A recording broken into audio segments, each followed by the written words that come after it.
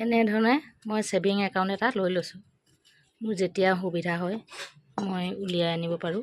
কিন্তু এনেকৈ যেতিয়া মই 2 টকা কাপোৰ চিলাই পইচা পাওঁ, কাপোৰৰ বস্তু অনাৰ পিছত বাকী ৰখা পইচাকেইটা মই ইয়াতে ভৰাই থওঁ।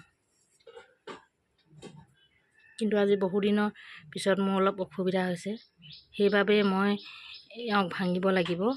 কিন্তু মোৰ বেয়াও লাগিছে, নেভাঙিলেও কিন্তু উপায় নাই, মোৰ অলপ ধাৰ ঋণ হৈছে। সেইকাৰণে মই এই টেকেলিটোত যি আছে তাৰে উলিয়াবলৈ চেষ্টা কৰিম। আপোনালোকে চাব, এনেকৈ যেন আপোনালোকৰো সহায় হয়।